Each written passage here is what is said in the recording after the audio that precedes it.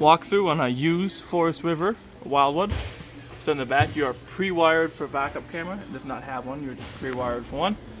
It does use power off those marker lights up there, so the running lights on your tow vehicle need to be on. It's for the camera to work if you were to have one installed. Water heater is all set up for you guys to use. All you gotta do is hook up water to it. Not to the water heater itself, but to your camper.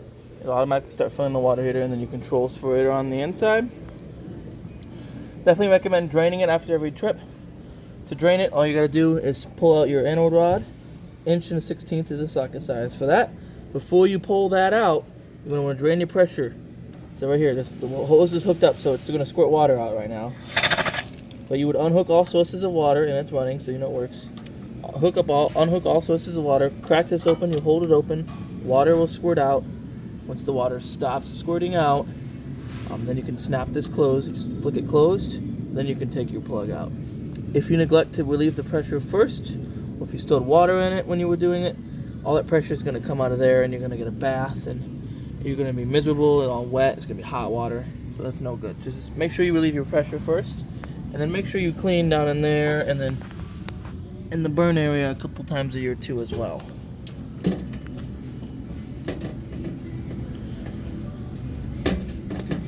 See if I can't get this lined up. There we go. Yeah, it's hard to do one-handed.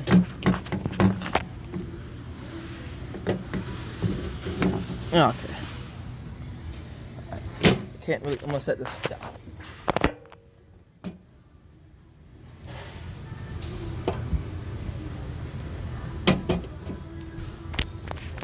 Sorry about that, it's a little difficult to do one-handed. You do also have a swing out outdoor grill that you definitely want to make sure that you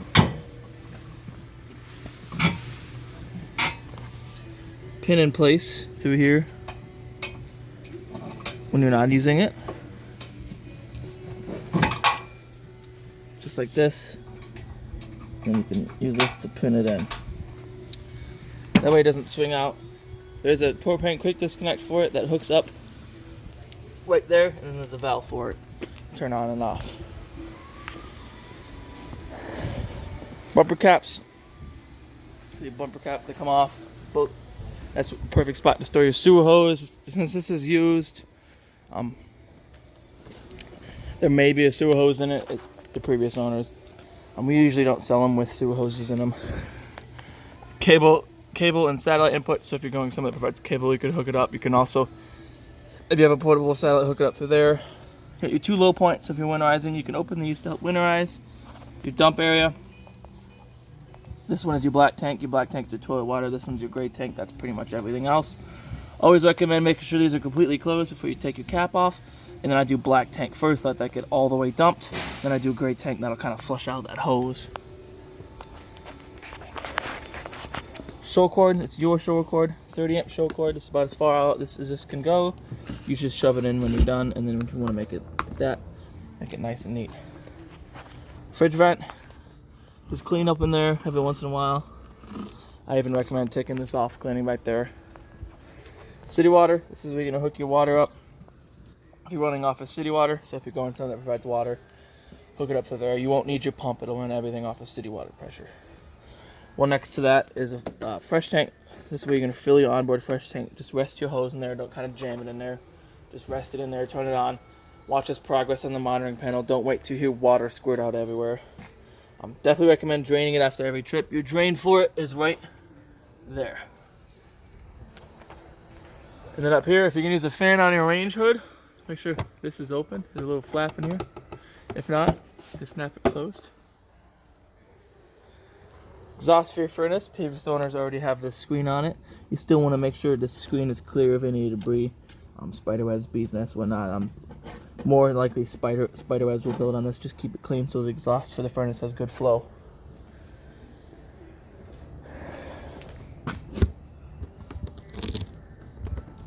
Oop, this one's locked.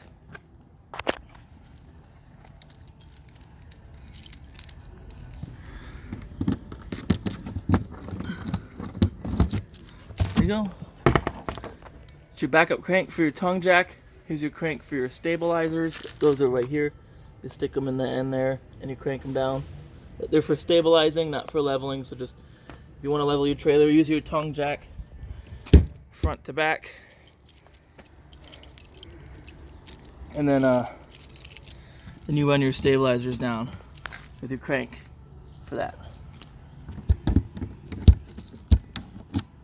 Alrighty then.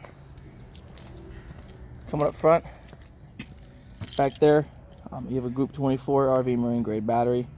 In the winter, I definitely recommend taking the battery completely out, storing it somewhere, garage, basement, shed, anywhere is a lot warmer than being sat out sat out all winter,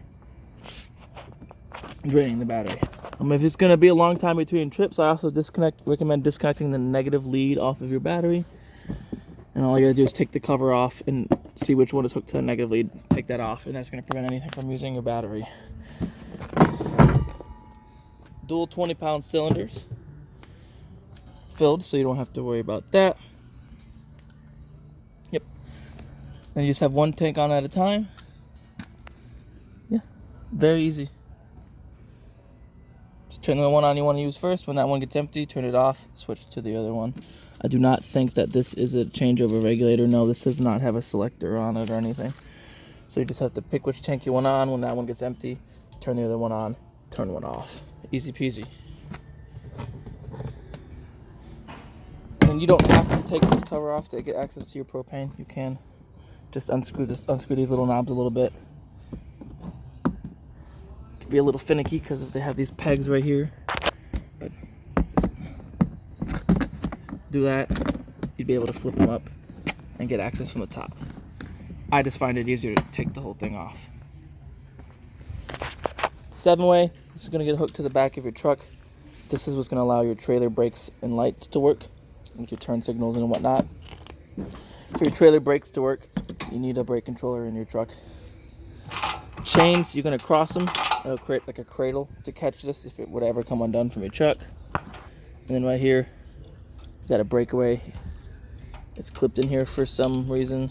So you go like that.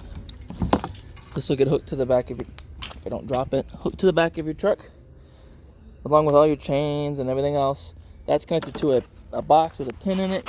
It's tucked right there. I don't know if you can't quite see it, but that's in case the trailer would ever come unhooked from the truck. It's going to pull the pin out of the box, activate the brakes on the trailer.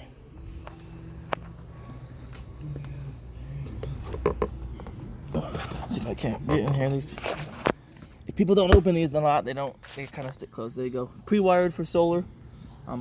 You have to buy the Furrion solar kit, which comes with like the panels and whatnot. And then all that will do is trickle charge your battery, so you could at least run 12-volt power. Other side of that storage, you can see that the crank for the stabilizer jacks, as well as the other one for your power tongue jack. So you would open this, let's see, okay, block the light, go down in here, there's a spot for a crank. This is what you'll use to get your trailer level front to back, and then you use your stabilizers to kind of snug it down. Awning is adjustable. Grab here, pull down. So you can adjust it for pitch, so you can have water run off to one corner, or you can adjust them both so the sun's in your eyes, block the sun out of your eyes. If it's raining really heavy gusts of wind, roll your awning back in. It's not worth the wind maybe bending an arm or tearing your fabric. And then if you roll it in wet, as soon as it gets dry and sunny out again, roll it back out, let it dry off before you leave it rolled up. Because if it's left rolled up with moisture in it, you'll get dark streaks and it'll start to smell. GFCI protected outlet, outdoor outlet. All your GFCI outlets are connected, so if one were to trip, all of them will trip. And then I'll show you when we go inside where to reset it at. Either cover with some extra appliances and stuff in it. Looks like you got extra parts to the grill. Leave that grill out there. You do have a sink out here. No drain, so you have to lift up the basin and just dump it when you're ready. It does lock open here and in here. And you do have a mini fridge. Your mini fridge works like a standard mini fridge, so if this trailer is not plugged in, that won't work. Then you have a resettable GFCI outlet here. If there is not one in the bathroom, on which we'll go see when we go on the inside, this is going to be your main one you're going to hit reset on. Alright, and then now we're kind of back to the back. Alright, we'll kind of make our way onto the inside now. Start in the bedroom. As you can see, this bed lifts up. You have access to that same storage compartment that passes all the way through. The nice thing about this one is it's on struts. Some of these bed lifts you have to hold up manually and they're kind of heavy, so having it on struts is real nice. Coax outlet and a regular outlet, so you could have a TV in your bedroom if you wanted to, which is nice. And then right here, emergency exit, very simple to use, lift up like that. You can set it there like that to use as a regular window, or if there was an emergency, you would push this all the way out as hard as you could, grab the screen here, pull this off, and then jump out the window. And you do have an outlet over here as well as one over there. And then again, another emergency exit on this side. And another one over here. Couch right here turns into a bed. Just kind of take these elbow cushions, set them aside. Lift up to here, pull up and out. Then you have a spot for someone to sleep on. And then go back in and just kind of replace your cushions. And you're back to having a couch. This dinette also turns into a bed very simply. Just lift it up, pop them legs up, set them aside. Table is just going to kind of rest here. And then you're just going to take these back cushions, lay them down, create a nice platform to sleep across. Right in here, so you have controls for your water heater. Let's turn that off. Water pump. So if you're going to use water from your fresh tank, you need to turn your water pump on. This is your water heater. Turn your water heater on. Then you have lights. This one is LED lights for the awning, as well as I believe, nope, yep. And then this one, yeah. This one is, sorry, I'm a little confused. This one is your awning. This one is your main light. So just that one light. All the other lights, when you come in, you have to turn on and off at the fixtures themselves. So an example, you can see there's a button right here. That's how you turn them on, just like the ones in the bedroom. So the only light controlled by the switch is that one. And you do also have this remote right here. So we turn it on. You have to hold the power button.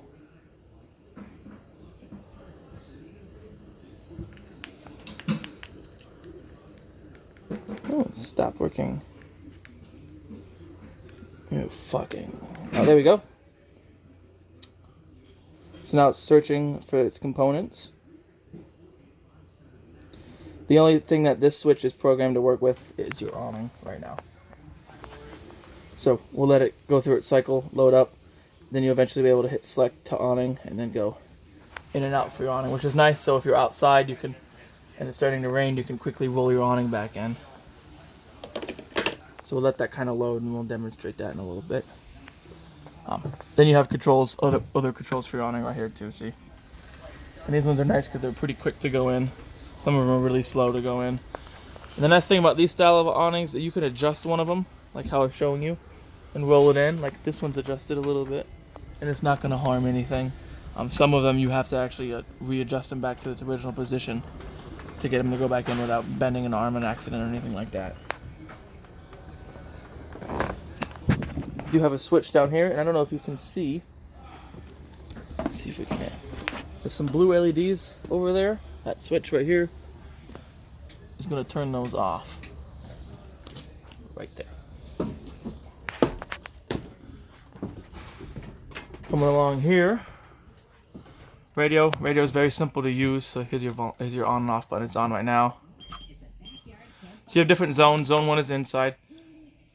Actually, Zone 2 is inside. Yep. So Zone 2, turn it off. Now it's just the outdoor speakers. Or you can turn Zone 2 off and make it just the inside speakers. Or you can have them both on, so that both speakers are playing. Numbers right here, presets, push and hold to save your preset. You have play, pause, stop, rewind, fast forward, or previous channel, next channel. Bluetooth, mode selection, and then you have auxiliary, headphone jack, and USB. USB does not interface with here, it's just for charging your phone. And then obviously power right here. And then the remote velcroed to the wall, which is nice, so you can't lose it. Spot to mount a TV. Previous owners did take the TV, but you have a spot to mount one. All different types of adjustability for it. And hole to access to run your cables and whatnot. You can see right there, you have a coax outlet. One of them will be for satellite, one of them is for antenna. See, there's a little blue light with a black dot. That's a button. If you're going to use cable, you're going to hit that to turn that light off. That's turning off the booster for your antenna. If you're going to use your antenna, make sure you turn that on. And then speaking of antenna, right here, right above the entryway to the bedroom, you have this. You can pinch this and turn it just to kind of like rotate your antenna to kind of tune in a better signal.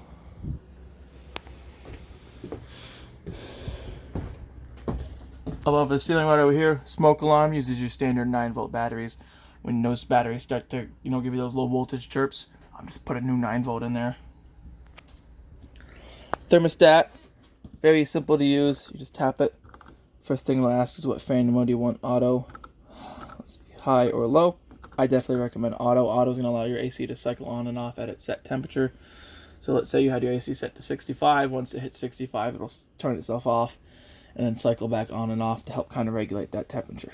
If you just had it running on high, even if it hits 65, it's going to continue to run. And the reason that can be a bad thing is if it's super hot out, humid, or even if it's just slightly hot out and it's running for hours and hours and hours, eventually your AC will freeze up and shut itself off. And then you have to wait for it to thaw back out before you can kick it back on again. So after you've figured that out, tapped it, you can do, it goes to cool. Your cool goes all the way down to 55. We won't go all the way down there. Tap it again, you go to furnace. Your furnace goes all the way to 90. Last little bit of advice with these, they can be a little finicky. Sometimes if you hit up and down on accident, it'll switch it to Celsius. So all you gotta do is hit up and down again. It goes right back to Fahrenheit. Fridge, just as simple. You have on or off, auto or gas. I definitely recommend just running on auto. Auto is going to allow it to automatically switch from electric to propane if it were to camper were to get unplugged or you were to lose 110 volt power. It'll switch automatically to running off of propane. However, you still need 12 volt no matter which way you're running it. And then, unlike your normal fridge, these do work a little bit differently. Whether you're running gas or electric, they both take about 8 to 10 hours to get to operating temperature. So keep that in mind. If you have the ability to plug it in the night before, let it get cold, and then if you have an hour drive, it'll be fine for an hour, and then just plug it back in. Wait another hour and a half before you start putting food in it. Where you get where you're going. That way you don't have to wait a full 8-10 hours to start putting food in it at the campground. Right below your fridge, you have your breaker box. So all your breakers for your 120 volt appliances, all your fuses for your 12 volt appliances. So you have 30s, some 15s, a 3 and 2 40s. I definitely recommend just keeping some spare fuses with you just in case. Microwave works like a standard household microwave. Won't work if the camper is not plugged in. You have a light and a fan. Remember what I said about running the fan? You want to have that flap on the outside open. Folding glass cooktop is nice. Not cooktop, but cooktop cover, rather. Turn these to light. Twist your sparker right here, and they light up. All 3 burners work the same way. Oven works a little bit differently. You turn that to pilot. Push and hold in. As you're pushing and holding in, you're going to go up underneath here, get you a barbecue lighter, a match, whatever. You're going to light that pilot. Once the pilot is lit, and when you let off of this from pushing it in and it stays lit, then you're good to turn it to your desired temperature. You're going to cook again in a few hours, and you don't want to relight that pilot. When you turn it off, if you turn it to pilot on, shuts the burners off, but it leaves your pilot on. Definitely recommend turning that completely off before you go to bed, or if you're going to leave your trailer unattended for any period of time. It's just not a good idea to have a lit pilot unattended. Alright, there's that. Come in through here. Nice double bunks with a light up there and an outlet and a light on the bottom one. Bathroom sink. That's your main resetting GFCI. So that one in the outdoor kitchen is just on its own. Any other GFCI would have tripped. This is the outlet you're going to come in and hit reset on. Coming into the bathroom. Not a whole heck of a lot going on in here. Shower, very simple to use. You turn it on. Lift up here is going to divert water to your shower head. It is nice that they have a little sunroof in here, sunlight in here. How it's cut out, so if you're a little bit taller, you can kind of stand in here. Toilet is very simple as long as you're pushing this pedal right on the side. It's going to continue to flush.